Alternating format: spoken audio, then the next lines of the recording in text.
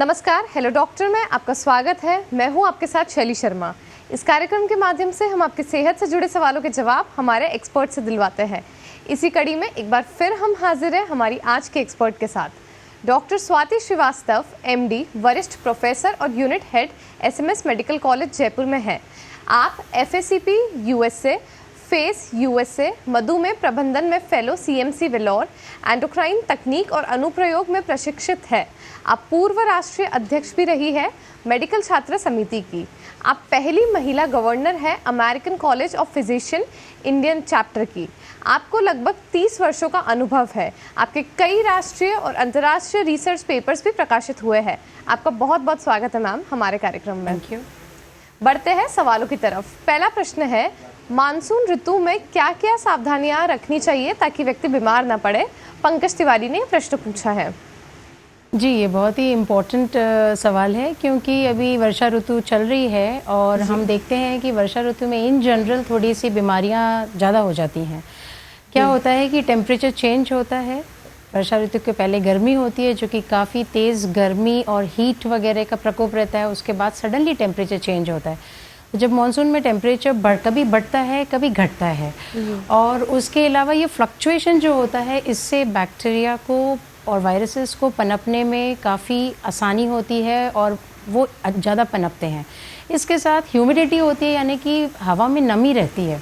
तो इन सब कारणों से काफ़ी ज़्यादा इन्फेक्शंस होने की संभावना बढ़ जाती है, बीमारियां बढ़ती हैं।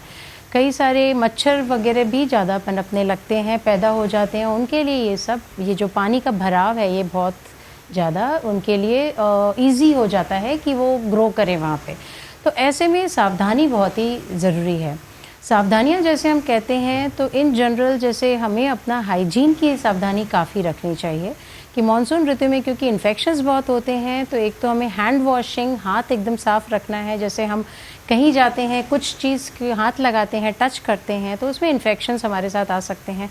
तो जब भी हम आए तो हम थोड़ा हैंड वॉशिंग अपनी फ्रीक्वेंटली रखें, यानी हाथ धो लिया करें समय से, तो हम थोड़ा हद तक ये इन्फेक्शन से बचे रहेंगे।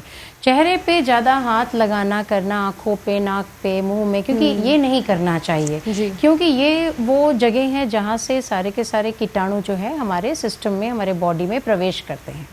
तो इन चीज़ों का ध्यान रखें, खान पान अच्छा रखें, हाइड्रेशन रखें, रेस्ट पूरी रखें। तो ये कुछ चीज़ें सावधानियां हम बरतते हैं तो हमें मानसून्स में, इस बरसात के ऋतु में भी काफ़ी हद तक हम अपने आप को बीमारियों से बचा सकते हैं। जी बिल्कुल, जैसे मैम ने बताया, अच्छी लाइफस्टाइल रखें, हेल्दी फूड खाएं, इन्फेक्शन से दूर रहे, सैनिटाइज़र यूज़ कर सकते हैं आप, एक क्लेंजिंग जेल अपने साथ रखिए, हमेशा हाथ धोते रहिए साबुन से, इससे आप कई बीमारियों से अछूते रहेंगे। अगला सवाल है, मेरी उम्र 32 वर्ष है और जब मौसम बदलता है तो अक्सर थकान और कमज़ोरी भी महसूस होती है। ये बीमारी का लक्षण है या सिर्फ शरीर के तापमान के अनुसार ढलना है? विवेक सोलंकी का ये प्रश्न आया है। ये भी बड़ा इम्पोर्टेंट क्वेश्चन है क्योंकि जैसे मानसून की ऋतु आती है तब अक्सर क्या होता है कि हम काफ़ी सारे इन्फेक्शंस जैसे मैंने कहा बढ़ने लगते हैं, मच्छर वगैरह भी काफ़ी पनपने लगते हैं। तो ऐसे में ये नहीं पता पड़ता कि हमें बीमार हो गए हैं वाकई में कोई मच्छर के काटने से या कोई इन्फेक्शन से, या ये नॉर्मल खांसी ज़ुकाम है जो कि ठंड एकदम से मौसम की हो गई है, बरसात में एक्सपोजर हो गया उसकी वजह से। तो कुछ एक लक्षणों का हमें ध्यान रखना चाहिए कि जिसके होने से हम सोच सकते हैं कि हमारी बीमारी की तरफ ये ज़्यादा जा रहा है। उसमें है कि एक तो बुखार आना, यदि बुखार आता है और ख़ास तौर पे ठंड लग के थोड़ा बुखार आता है तो हमेशा केयरफुल रहिए कि आप कोई ना कोई इन्फेक्शन प्रोबेबली हुआ है तो आप उसकी थोड़ी सी डॉक्टर की सलाह ले सकते हैं।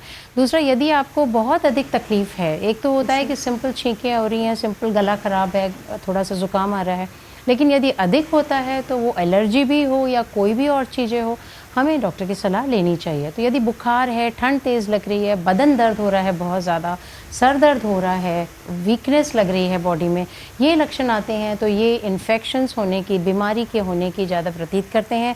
सिर्फ थोड़ा सा गर्माहट महसूस कर रहे हैं और थोड़ा सा थकान लग रहा है, वो तो नॉर्मली भी हो सकता है, जिसको कि अच्छा पानी पी के, खूब अच्छा हाइड्रेशन रख के और खान पान अच्छी रख के आप थोड़ा सा कवर कर सकते हैं, करेक्ट कर सकते हैं। जी बिल्कुल, यानी किसी भी लक्षण को आपको नज़रअंदाज नहीं करना चाहिए। अगर आपको कुछ भी डाउट है तो आप फ़ौरन चिकित्सक से परामर्श लें ताकि बीमारी को जल्दी से कंट्रोल किया जा सके। अगला सवाल है, मेरी उम्र 29 वर्ष है और मौसम बदलने पर मेरा मानसिक स्वास्थ्य भी प्रभावित होता है। आलस्य, थकान और मूड स्विंग्स की शिकायत रहती है। इसका कारण क्या है? छाया जोशी इस बारे में जानना चाहती है। छाया जी, ये तो बहुत ही इंटरेस्टिंग क्वेश्चन है क्योंकि ये बहुत ज़रूरी चीज़ भी है। हम केवल बात करते हैं कि शारीरिक जो हमें प्रॉब्लम्स और इन्फेक्शंस और जो बुखार हो गया ये सब मॉनसून्स में, पर हमें ये ध्यान रखना चाहिए कि इस वर्षा ऋतु में कई मूड स्विंग्स भी होते हैं, मूड चेंजेस भी होते हैं। इसके कई रीजंस हैं। एक तो कि जब ये ऋतु आती है तब कहीं ना कहीं सूर्य की रोशनी हम तक नहीं पहुंच पाती है। काफ़ी हद तक जब बादल घिरे रहते हैं तो सनलाइट कम हो जाती है, और हमें पता होना चाहिए कि जब सनलाइट कम आती है तब कहीं ना कहीं हमारे बॉडी में एक सेरोटोनिन करके कुछ एक तत्व होते हैं, उन पे इफ़ेक्ट हो जाता है, और जिससे इंसान को कभी कभी थोड़ा सा बहुत अच्छा नहीं फील होना, थोड़ा डिप्रेशन सा भी महसूस हो सकता है। इसके अलावा और भी कारण होते हैं कि सेरोटोनिन के इफेक्ट से और सूर्य की रोशनी ढंग से नहीं मिलने से हमारा स्लीप वेक साइकिल पे भी असर होता है। जो हम रात को सोते हैं, दिन में उठते हैं, ये पूरी हमारी एक सिस्टम की साइकिल बनी है बॉडी की। ये जो सिस्टम है इसमें सूर्य की किरणें काफ़ी इंपॉर्टेंट रोल रहती हैं, जो फिर से अगेन वर्षा ऋतु में इस पर असर होता है। इतना ही नहीं, हम जब वर्षा की ऋतु होती है, बरसात का मौसम होता है, तब हम देखते हैं कि हम बाहर जाके एक्सरसाइज नहीं कर पा रहे। हम खुली हवा में जाके जो वॉक ले रहे थे वो हमारी कम हो जाती है। इन सब से भी हमारी मानसिक स्वास्थ्य पे फ़र्क पड़ता है। तो कुछ लोगों में तो ये देखा जाता है कि जैसे गर्मी के बाद मानसून आई तो उनको बड़ा अच्छा लगता है क्योंकि मौसम अच्छा हो गया, लेकिन कुछ लोगों में इस तरह से डिप्रेशन और थोड़ा सा मानसिक स्वास्थ्य पे भी नेगेटिव प्रभाव पड़ सकता है मानसून से। और इसके लिए आप क्या कर सकते हो? इसके लिए आप ये कर सकते हो कि थोड़ा अपना एक्सरसाइज शेड्यूल, भले आप बाहर धूप में नहीं जा सकें, आप कुछ ना कुछ आप अपनी फ़िज़िकल एक्टिविटी, एक्सरसाइज शेड्यूल आप अंदर भी बना सकते हैं, जिससे आपको ये बेटर फील हो, जिससे आपको निद्रा भी सही तरीके से आए, आपकी स्लीप वेक साइकिल भी ठीक से बनी रहे। जी, यही कारण है। शायद बहुत सारे लोग बताते हैं कि हमको मानसून डिप्रेशन होता है, हमको विंटर डिप्रेशन होता है, क्योंकि उस समय सूर्य की रोशनी नहीं होती। वो ग्लूमी डेज के लिए काफ़ी यूथ को ये समस्या होती है। सनलाइट बहुत ही ज़रूरी होती है हमारे, एक तो पूरी एक्टिविटीज़ में, हमारे डे टू डे साइकिल हमारी बॉडी की बनी हुई है, उसमें सनलाइट का बहुत इंपॉर्टेंट रोल होता है। जी बिल्कुल। बढ़ते हैं अगले सवाल पर। बारिश के मौसम में वायरल फीवर, डेंगू, मलेरिया और टाइफाइड जैसे लक्षण काफ़ी हद तक मिलते जुलते हैं। ऐसे में एक आम व्यक्ति को किस लक्षण पर विशेष सतर्क होना चाहिए? पूनम सेन का ये प्रश्न आया है।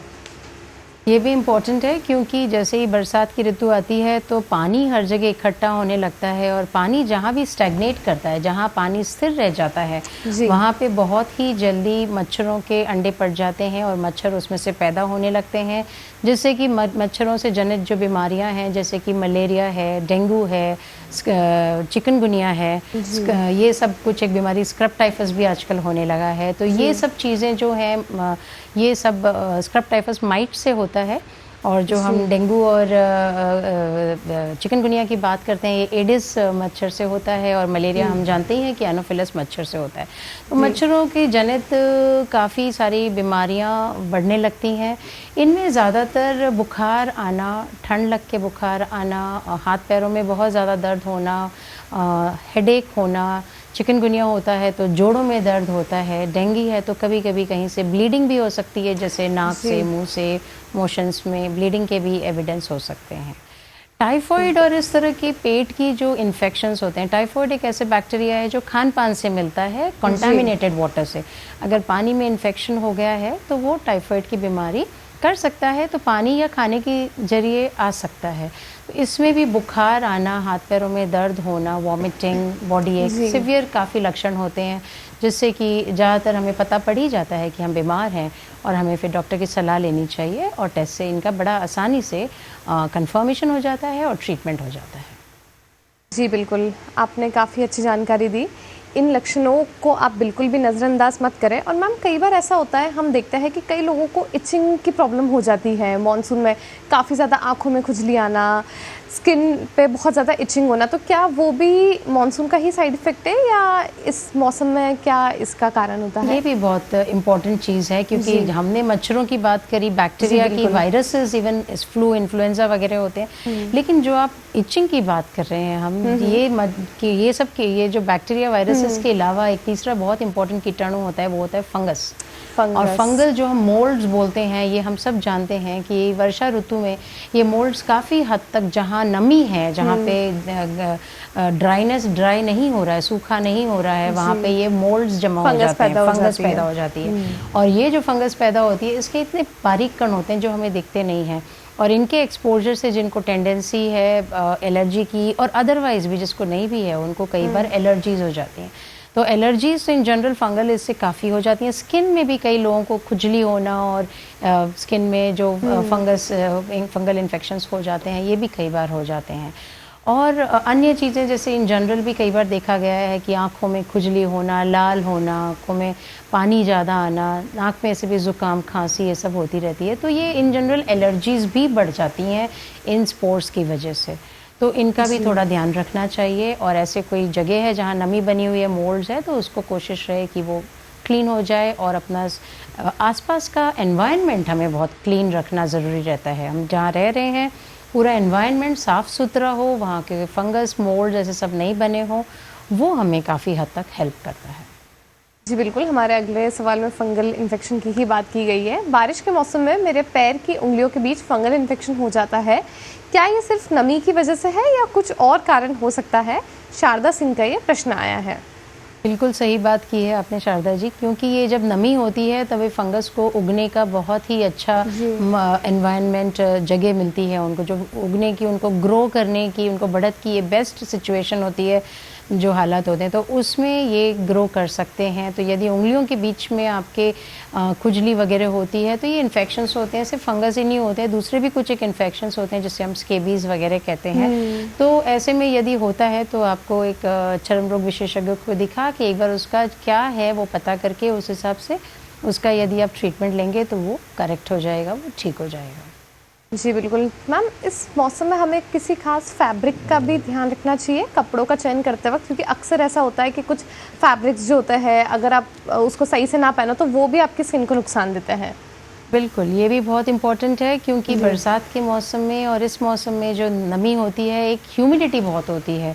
तो ह्यूमिडिटी में क्या होता है कि पसीना बहुत आता है। तो जिन फैब्रिक से हमें ज़्यादा पसीना आता है और जो फैब्रिक जो पसीने को सोखती नहीं है, जो एब्जॉर्ब नहीं करती है, तो उसमें हम पसीने में ज़्यादा रह जाते हैं। फॉर एग्जांपल पॉलिस्टर देखें या जितने भी टेराकोट या सारे आर्टिफिशियल जितने भी फैब्रिक्स होते हैं, उनमें वो क्योंकि नमी को बिल्कुल एब्जॉर्ब नहीं करती है, सोखती नहीं है, तो उसमें इंसान भीगा ही रहता है अंदर पसीने से, और फिर उससे सारे इन्फेक्शंस होने की संभावना बढ़ जाती है। उससे अलग यदि हम सूती चीज़ें, कॉटन की चीज़ें पहनते हैं, तो वो कॉटन क्या करता है कि एक तो वो बहुत ईजिली एब्जॉर्ब कर लेता है पसीनों को, तो वो आपका ड्राई हो जाता है, और उससे आपको डेफिनेटली आपको हल्कापन लगता है, आपको गर्मी भी कम लगती है, और आपको ह्यूमिडिटी का जो फैब्रिक से दुष्प्रभाव हो रहा है उससे अच्छा रहता है यदि आप कॉटन और लिनन का ज़्यादा यूज़ करें इस एनवायरनमेंट में। तो जी बिल्कुल, अगला प्रश्न कीर्ति ने पूछा है, जब भी मुझे वायरल होता है 1 हफ्ते के बाद बाल झड़ने लगते हैं, क्या बुखार का बालों से कोई रिश्ता है? बाल झड़ने की यदि हम प्रक्रिया देखें तो बुखार से तो थोड़ा बहुत रिलेशन डायरेक्टली कोई वायरल इन्फेक्शन से नहीं होता है, ये इनडायरेक्टली कह सकते हैं। फॉर एग्जांपल जैसे हम बुखार होता है या कोई भी स्ट्रेसफुल कंडीशन होती है, तो हमारे बालों की थोड़ी सी हेल्थ जो है डाउन हो जाती है, बालों की जो शाफ्ट होती है वो कमज़ोर हो जाती है, जिससे हम हल्का सा भी उसको यदि तेज़ वो खिंचाव आ जाता है कंघी करते टाइम या धोते टाइम, तो वो टूटते हैं आसानी से। तो वो स्ट्रेसफुल कंडीशन, क्योंकि बुखार भी अपने आप में एक स्ट्रेसफुल कंडीशन है, टेम्परेचर हुआ, आपने दवाइयाँ ली, आपका इन्फेक्शन रहा, आपका खान पान असर हुआ, पानी भी थोड़ा सा ज़्यादा टेम्परेचर की वजह से पानी भी लूज़ कर जाता है इंसान, तो इन सब स्ट्रेसफुल कंडीशंस की वजह से थोड़ा सा हेयर पे इफ़ेक्ट हो सकता है। इसके अलावा डायरेक्टली हम देखें तो नमी का और ह्यूमिडिटी से बरसात के मौसम में इन जनरल बाल ज़्यादा टूटते हैं, क्योंकि वो उनकी शाफ्ट कमज़ोर हो जाती हैं और फिर वो ईज़िली वो गिर जाते हैं, टूटते हैं। जी बिल्कुल, बदलते मौसम में इस समस्या से काफ़ी लोग परेशान रहते हैं, बाल झड़ना और बाल बहुत ज़्यादा ड्राई भी हो जाते हैं, तो क्या हमें कुछ विशेष हेयर केयर का ध्यान रखना चाहिए इस सीज़न में? जी, हेयर केयर तो हमें रखनी है कि एक तो पहली बात वही है जो हाइजीन हमें अपने वातावरण का भी रखना है, हमारे घर का भी रखना है, अपने शरीर का भी रखना है, उसी प्रकार बालों का भी रखना है कि उनसे टाइमली वॉश करें। यदि हम बाहर बारिश वगैरह में भीग गए हैं तो भी हम उसको क्लींस कर लें जिससे कि उसमें गंदगी नहीं रहे। उसके अलावा खान पान बहुत इम्पॉर्टेंट है, हाइड्रेशन बहुत इम्पॉर्टेंट है। ये मौसम है पसीने का, गर्मी का, इसमें हमें बहुत अच्छा हाइड्रेशन रखेंगे तो डेफिनेटली हमें फ़ायदा होगा। खान पान हेल्दी रखें, हम ताकत वाली चीज़ें खाएं, हम बाज़ार की चीज़ें नहीं खाएं। बाज़ार की चीज़ों में वैसे ही हमारे इन्फेक्शन पेट के होने की संभावना ज़्यादा होती है। हम कच्ची चीज़ें जो पकी नहीं हैं वो भी ज़्यादा सेवन नहीं करें बरसात में। तो इन सब चीज़ों से ओवरऑल हम अपने आप को अच्छे से रख सकते हैं। हेयर केयर रूटीन हम सजेस्ट करेंगे कि जो रूटीन आप लेते हैं उसको फॉलो कर सकते हैं, थोड़ा सा उसमें ज़्यादा केयरफुल हो जाए। बढ़ते हैं अगले सवाल पर। मेरी उम्र 60 वर्ष है और मुझे बारिश के बाद से सांस लेने में तकलीफ, सीने में जकड़न और सूखी खांसी हो रही है। मुझे थायराइड और बीपी की समस्या भी है, इसका क्या कारण हो सकता है? राकेश शर्मा का ये प्रश्न आया है। तो जिसको ब्लड प्रेशर, थायराइड की बीमारी है उनको संभावना वैसे भी रहती है कि थोड़ा सा उनको, जब हमारा लॉन्ग स्टैंडिंग ब्लड प्रेशर रहता है तो यदि कंट्रोल रहता है वो हमारे लिए सबसे अच्छा रहता है। यदि वो अधिक रहता है तो कभी कभी उसका लोड जो है, हाई बीपी का लोड कभी कभी हार्ट पे रह जा सकता है, जिसकी वजह से सांस फूलने की समस्या, पैरों में सूजन आने की समस्या, बॉडी में सूजन आने की समस्या, ये सब हो सकती हैं। तो यदि आपको ये होता है तो एक तो ब्लड प्रेशर की वजह से भी हो सकता है, और यदि सिर्फ बरसात के बाद हुआ है तो ये भी पॉसिबल है कि क्योंकि आपका बीपी की वजह से थोड़ा सा आपका बॉडी में थोड़ा सा प्रॉब्लम है, उसके उपरांत कोई इन्फेक्शन हो जाए जिसकी वजह से आपको खांसी, ज़ुकाम और ये सब चीज़ें अधिक बढ़ जाएं। तो आपको अगर बीपी और थायराइड है और आपको सांस में तकलीफ़ है तो आपको ये सब कंडीशंस हो सकती हैं कि इन्फेक्शन या हार्ट पे लोड हो। तो आपको चाहिए कि एक तो नमक कम खाइए, फ्राइड चीज़ें नहीं खाइए, बीपी कंट्रोल में रखिए, और यदि खांसी और बुखार ज़्यादा है तो कोई डॉक्टर से डेफिनेटली सलाह लें। जी बिल्कुल, जैसा डॉक्टर ने बताया, बीपी को कंट्रोल रखना बहुत ज़्यादा ज़रूरी है। आपकी डाइट में कुछ चीज़ों का आप ध्यान रखें जिससे आपका बीपी बार बार शूट अप ना हो, और अगर समस्या ज़्यादा बिगड़ती है तो चिकित्सक से परामर्श लें। मैम, जो मौसमी बीमारियां होती है ये सबसे ज़्यादा बरसात में ही सर्वाधिक देखी जाती है, या हर सीज़न के बदलते ही कुछ ना कुछ बीमारियाँ पनपती है? बहुत ही इम्पोर्टेंट क्वेश्चन है ये। हर सीज़न में हम देखते हैं कि जैसे ही वेदर चेंज होता है, टेम्परेचर चेंज होता है, मौसम की नमी चेंज होती है, उस हिसाब से अलग अलग प्रकार के बैक्टीरिया, वायरसेस अपना और मच्छर अपना रास्ता खोज लेते हैं। तो जैसे एक फ्लू वायरस की भी हम बात करते हैं, तो बरसात में भी कभी कभी हमें फ्लू वायरस की बढ़त देखने को मिलती है। ये वायरल होता है, इन्फ्लुएंजा हो सकता है और दूसरे भी हो सकते हैं फ्लू वायरसेस। ये मैक्सिमल आपको पाए जाएंगे जब ये सर्दी आएगी, वो वाला चेंज ओवर होता है सितंबर अक्टूबर में, तब ये सबसे ज़्यादा पनपते हैं। लेकिन बरसात में भी चूंकि एकदम से गर्मी से मौसम टेम्परेचर कम हुआ, तब भी ये पाए जा सकते हैं। तो हर सीज़न में जैसे सीज़न चेंज होता है तो दूसरे प्रकार के बैक्टीरिया, वायरसेस कुछ तो ग्रो करते हैं, कुछ कम पड़ जाते हैं। और इसमें क्योंकि बरसात है, इसमें गीलापन ज़्यादा है, बाहर सब खाने पीने का कंटामिनेशन ज़्यादा है, तो पेट के इन्फेक्शंस भी बहुत अधिक होने की संभावना होती है। तो बाज़ार का खाना कम से कम खाएं। पानी का विशेष ध्यान रखें कि पानी आप प्योरीफाइड लें, वो भी घर वाला लें, वो बेस्ट रहेगा। बाज़ार का कहीं से भी आप पानी न पिएं। ये पॉइंट आपने बहुत अच्छा बताया मैम, कि जो जंक फूड है खासकर इस मौसम में वो इतना सेफ़ नहीं होता है खाने के लिए, पानी खाना दोनों। मैम, पेट की बीमारियों की अगर बात करें तो हम देखते हैं कि इस मौसम में छोटे बच्चों में पेट की समस्या काफ़ी ज़्यादा बढ़ जाती है। ग्रीन वॉमिटिंग्स होना, फूड पॉइजनिंग होना, पेट दर्द होना। तो माता पिता को आप क्या सलाह देना चाहेंगी? सबसे इम्पॉर्टेंट है बरसात के मौसम में खान पान का विशेष ध्यान रखें। तो खाना हल्का रखें, क्योंकि वैसे भी फूड पॉइजनिंग्स और इन्फेक्शंस काफ़ी होते हैं। तो घर पे भी बहुत ऐसे हैवी फ्राइड ये सब चीज़ें हमें नहीं खानी चाहिए। भले ही वो साफ़ होंगी, स्वच्छ होंगी, लेकिन उसका इम्पैक्ट पड़ता है और पेट में उल्टी होना, एसिडिटी होना, ये सब बढ़ जाता है। जैसे आपने अभी बहुत ही सही कहा, वॉमिटिंग बढ़ जाती है। तो ये सब चीज़ें रहती हैं। तो क्योंकि मौसम इस प्रकार का है, हम हल्का खाना रखें, पौष्टिक खाना रखें। बाज़ार से आप ज़्यादा कुछ भी बाज़ार का न लें, वो सबसे अच्छा रहे। पानी का विशेष ध्यान रखें और लाइट फूड रखें, हेल्दी फूड रखें। हेल्दी फूड रखें। इसमें और भी हम जैसे कहते हैं कि इन्फेक्शन से हमें बचाव रखना है तो क्या कर सकते हैं, इन्फेक्शन से बचाव हम इम्यूनिटी से रख सकते हैं, और इम्यूनिटी के लिए विटामिन सी वाली चीज़ें जैसे कि नींबू है और संतरा है, इस तरह की चीज़ें जो विटामिन सी वाली होती है वो आप अच्छा लेंगे, और पौष्टिक खाना लेंगे। दही वगैरह बहुत यूज़फुल होते हैं, उसमें प्रोबायोटिक्स होते हैं, ये पेट में बहुत फ़ायदा करता है यदि हम दही खाते हैं तो ये सब चीज़ें हमें पौष्टिक खाना लीजिए, अनहेल्दी फूड बाज़ार का मत लीजिए, क्लीन फूड रखिए, और अपने एनवायरनमेंट का, घर का, अपने खाने का, अपने हाथों का विशेष आप हाइजीन का ध्यान रखिए। जी बिल्कुल, यानी अगर मौसमी बीमारियों से आपको बचे हुए रहना है तो आपको अपनी इम्यूनिटी स्ट्रॉन्ग करना बहुत ज़रूरी है, जो अच्छी डाइट से, घर के खाने से ही हो पाएगी। और साथ में प्रोबायोटिक्स का सेवन भी आपको शुरू कर देना चाहिए, जिससे जैसे जैसे आपकी उम्र बढ़ेगी आपकी इम्यूनिटी घटेगी नहीं, वो और मजबूत होती जाएगी। अगला सवाल प्रिया वर्मा ने पूछा है, मेरी उम्र 28 वर्ष है और मुझे कुछ दिनों पहले मच्छर ने काटा था, क्या मुझे कोई टेस्ट करवाना चाहिए? मच्छर तो बरसात के मौसम में हो जाते हैं, कई मच्छर साफ़ पानी में पनपते हैं, कई अनक्लीन वाटर मतलब गंदे पानी में पाए जाने वाले होते हैं। मच्छर के काटने से ज़रूरी नहीं है कि हमें वो हर मच्छर जो है वो वाले कीटाणुओं से ग्रसित हो। यदि वो मच्छर वो जो एडिस का मच्छर है उसमें डेंगू के वायरस उसमें है, तब जाके हमें होता है, अदरवाइज़ नहीं होता है। तो यदि आपको मच्छरों ने काटा है आप चिंता ना करें, पर आप देखें कि कोई लक्षण आता है क्या। यदि आपको बुखार, बदन दर्द, हेडेक, वॉमिटिंग ऐसे कोई लक्षण आते हैं तब आपको अपने डॉक्टर से सलाह लेनी चाहिए। लेकिन प्रिया जी, आपका बहुत इम्पोर्टेंट चीज़ आपने उठाई कि मच्छर काटने से हमको अपना बचाव रखना बहुत ज़रूरी है, जो कि बहुत ही सिंपल है। मच्छर नहीं हो उसके हम वो लगा सकते हैं, क्या कहते हैं जो आते हैं मॉस्किटो रेपेलेंट्स आते हैं, वो लगा सकते हैं, अपने बॉडी पे क्रीम लगा सकते हैं।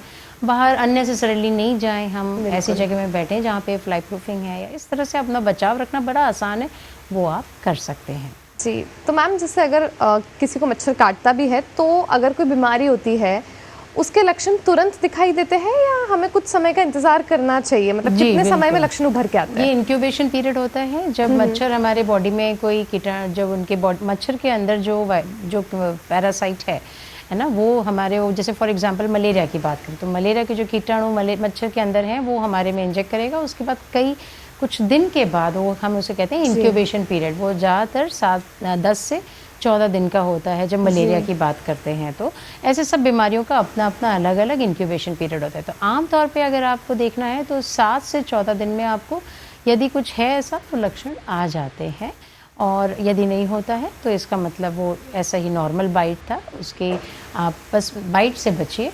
और यदि कोई लक्षण आते हैं तो उसका फिर आप स्पेसिफिक टेस्ट कराया जा सकता है लक्षणों के हिसाब से। जी बिल्कुल। अगला सवाल है, मेरी उम्र 45 वर्ष है और मुझे बारिश के मौसम में हर बार एलर्जी हो जाती है। इस बार आंखों में खुजली, नाक से पानी बहना और सिर दर्द हो रहा है, क्या ये मौसमी एलर्जी है या कुछ और? अनिल कुमार का ये सवाल आया है। मौसमी एलर्जीज़ भी होती हैं बरसात के मौसम में, आँखों में और नोज़ में अक्सर हो जाती हैं। पर यदि आपको अधिक होती है तो जैसा मैंने कहा कि नमी की वजह से कई सारे ऐसे कण हो जाते हैं हमारे एनवायरनमेंट में, जिसकी वजह से हमें ये एलर्जीज़ ज़्यादा हो सकती हैं। तो हमें देखना है कि हमारे एनवायरनमेंट में ऐसी कुछ चीज़ है, ऐसे कहीं नमी पनप रही है जिसकी वजह से हो रहा है, तो उसको हम उसका क्लैरिफाई कर सकें। और यदि हमारे लक्षण ज़्यादा हैं तो डेफिनेटली इसका ट्रीटमेंट लेना ज़रूरी है। नहीं तो बहुत ज़्यादा इचिंग आइज़ में, स्पेशली आँखों की जब हम बात करते हैं तो आंखें बहुत सेंसिटिव होती हैं। यदि हम बहुत इच करेंगे, हमारी अगर नाखून वगैरह लग गया तो फिर वो डैमेज भी कर सकता है। तो उसमें यूजुअली एलर्जीज़ का ट्रीटमेंट सिंपल ही होता है, आप उसको ले सकते हैं। लेकिन यदि ज़्यादा है आप कोई विशेषज्ञ से मिलकर उसका करेक्शन कराया जा सकता है। जी बिल्कुल। मैम, युवाओं की हमने बात कर ली, जो बुज़ुर्ग होते हैं उनको इस सीज़न में विशेषकर किन बातों का ख्याल रखना चाहिए अपनी सेहत से जुड़ा? ये भी बहुत इम्पॉर्टेंट है बुज़ुर्गों में, क्योंकि छोटी सी चीज़ भी जब बुज़ुर्गों में होती है तो वो ज़्यादा इम्पैक्ट कर जाती है। युवाओं में इन्फेक्शन हुआ तो वो ठीक भी हो जाता है कुछ टाइम में, और रेस्ट करने से और नॉर्मल दवाई लेने से, डाइट अच्छी रखने से, पानी खूब पी के वो करेक्शन हो जाता है। बुज़ुर्गों में यूजुअली हम देखते हैं कि कुछ भी इन्फेक्शन होता है तो वो ज़रा ज़्यादा लंबा ड्यूरेशन ले सकते हैं। तो बुज़ुर्गों में मेरी तो सलाह यही रहेगी कि बचाव सबसे इम्पोर्टेंट है। स्पेशली जहाँ बरसात हो रही है वहाँ ज़्यादा बाहर नहीं जावें। जहाँ ज़रा भी गीला है यदि वो जाते हैं, गिर जाते हैं, तो तो उसमें अननेसेसरीली उनको काफ़ी सारी परेशानियां हो जाती हैं, फिसलन होती है, कई सारी चीज़ें होती हैं। तो बुज़ुर्गों को बिना कारण बाहर बरसात में ना ज़्यादा निकलें, खान पान का अपना ध्यान रखें, और फिर वही बात है कि हाइजीन का ध्यान रखने की ज़रूरत है। उनका भी जो कमरा है, उनकी जो है उसमें जितनी भी क्लीनलीनेस, हवादार हो तो वो और अच्छा है, खिड़कियां हो, हवादार हो, जिससे वेंटिलेशन होता रहे। ये नहीं कि क्लोज्ड है, पूरा बंद है, जिसमें उनके ज़्यादा नमी और बैक्टीरिया, वायरसेस और फंगस ग्रो कर पाए। तो जितना हम वेंटिलेशन अच्छा रखेंगे उतना सही रहेगा उनके लिए। तो इस तरह से वो भी अपना हेल्थ का ध्यान रखें और खान पान अच्छा रखें। जी बिल्कुल, बढ़ते हैं अगले सवाल पर। मेरी उम्र 50 वर्ष है और मुझे बारिश के मौसम में खाना पचाने की समस्या हो रही है और बहुत ज़्यादा गैस की समस्या भी हो रही है। क्या दवा लेनी चाहिए? सुनीता देवी का सवाल आया है। गैस की समस्या कई लोगों को कई कारणों से हो जाती है। हम क्या खाते हैं, हमने नींद कैसी ली है, हमारे दिमाग में स्ट्रेस है कि नहीं है, तो कई सारे फैक्टर्स होते हैं। बरसात में अगर उनको स्ट्रेस, उनकी गैस की समस्या बढ़ती है, तो एक तो उन्हें देखना चाहिए कि फूड पॉइजनिंग्स और वो खान पान उनको, कि फूड पॉइजनिंग नहीं हो और खान पान अपना अच्छा रखें, पहले तो ये रखें। दूसरा कि फ्राइड चीज़ें ज़्यादा नहीं खावें, तला भुना हुआ और मिर्ची मसाले वाला, ये सब चीज़ें ज़्यादा ना खावें, क्योंकि कभी कभी बरसात के मौसम में ऐसा देखते हैं, लोग कहते हैं पकौड़ी बना लो, ये बना लो, तो कई बार हम फ्राइड चीज़ें ज़्यादा शौक से खाते हैं वहाँ तब, लेकिन उससे नुकसान हो सकता है। तो बरसात में ओवरऑल भी क्योंकि मौसम अच्छा नहीं होता है, तो इन्फेक्शंस के चांसेस ज़्यादा होते हैं। तो थोड़ा सा आप क्या खाती हैं सुनीता जी, वो थोड़ा सा ध्यान पूर्वक रहें, और यदि ज़्यादा रहता है तो हाँ, इसके लिए दवाई का इलाज लिया जा सकता है अगर अधिक हो तो। जी मैम, कई बार हम ऐसे मामले सुनते हैं कि बहुत से लोग बताते हैं कि हमको सालों पहले फ्रैक्चर हुआ था, उस समय हमारा एक्सीडेंट हो गया था और इस मौसम में वो दर्द बार बार उठ के आता है। तो इसके पीछे का क्या साइंटिफिक फैक्ट है, हम जानना चाहेंगे। जी, इसमें ये अक्सर होता है, और कई बार लोग कहते हैं कि जहाँ पे उनको ऑपरेशन सर्जरी वर्षों पहले हुई थी, वहाँ दर्द होने लगता है, बादल आने से उनको प्रॉब्लम्स होती है। तो ऐसे साइंटिफिकली देखें तो जो चीज़ जुड़ चुकी है वर्षों पहले, वो अब खुल तो नहीं जाती है अब बरसात की वजह से। पर होता ये है कि जब टेम्परेचर चेंज होता है, जब टेम्परेचर एकदम तेज़ से कम होता है, जब फ्लक्चुएशन होता है, तब थोड़ा सा मांसपेशियों में थोड़ी सी अकड़न हो जाती है, जो हम कहते हैं मस्कुलोस्केलेटल सिम्टम्स। मांसपेशियाँ, हड्डियाँ, इनमें थोड़ी सी अकड़न हो जाती है। तो ये मस्कुलर जो स्टिफनेस थोड़ी सी हो सकती है, उसकी वजह से अक्सर कभी कभी पुराने इन जगहों पे पेशेंट्स को पेन फीलिंग हो सकती है। तो उसमें वही है कि उसमें थोड़ा सा वार्मथ रखें और वो टेम्परेचर का ध्यान रखें कि बहुत ज़्यादा उतार चढ़ाव नहीं हो, तो उनको इतना नहीं फील होगा। जी बिल्कुल। और मैम, जैसे जो प्रेग्नेंट लेडीज़ है या जो डिलीवर करने वाली है, क्या उनको भी कुछ विशेष ध्यान रखना होता है अपनी डाइट को लेके, खासकर इस मौसम में? प्रेगनेंसी में तो हम बिल्कुल चाहते हैं कि कोई भी इन्फेक्शंस ना हो, क्योंकि प्रेगनेंसी में जो कुछ भी होता है तो वो चीज़ एक होती है, उसका असर 4 गुना होता है। वो लेडी पे भी होता है, बेबी पे भी होता है, और कॉम्प्लिकेशंस भी, क्योंकि प्रेगनेंसी अपने आप में ही एक स्ट्रेसफुल अवस्था है, तो उसमें होने की संभावना होती है। तो यस, प्रेगनेंसी में तो हम विशेष ध्यान रखना चाहिए इन सारी बातों का, जो हम अभी पिछले कुछ मिनटों में कर रहे हैं। और हाइड्रेशन, पानी की मात्रा बहुत अच्छे रखें, इम्यूनिटी अच्छी रहे, ऐसी ताकत वाली चीज़ें लेवें, फ्राइड चीज़ें बिल्कुल ना लेवें, और जरा भी कुछ भी प्रॉब्लम लगती है तो डॉक्टर से तुरंत ही सलाह लेवें, जिससे कि वो तुरंत ही ठीक हो जाए और वो ज़्यादा बड़ा रूप ना ले। फॉर एग्जांपल, किसी को छोटा सा जुकाम, खांसी, फ्लू हुआ तो वो सिंपल दवाइयों से करेक्ट हो सकता है, लेकिन अगर वो नहीं ध्यान रखते हैं, बढ़ने देते हैं, तो यदि निमोनिया हो गया या ऐसे कोई बड़े इन्फेक्शंस हो गए, तो फिर प्रेगनेंसी में बहुत दिक्कत होती है। प्रेगनेंसी में हम सारी जांचें भी नहीं करा सकते हैं, क्योंकि रेडिएशन एक्सपोजर ना हो, हम दवाइयाँ भी बहुत ही सीमित दे पाते हैं। तो बेहतर है कि हम ध्यान रखें, और जैसे ही कुछ इन्फेक्शन या कुछ प्रॉब्लम हो तो उसका तुरंत ही हम निवारण करें, सही सलाह लेके चिकित्सक की। जी बिल्कुल। फंगस इन्फेक्शंस अगर मैम देखें तो फंगस इन्फेक्शंस भी एक से दूसरे व्यक्ति को फैल सकता होगा, तो फंगल इन्फेक्शंस भी ना हो, इसके लिए हम हाइजीन के अलावा और किन बातों पर गौर कर सकते हैं?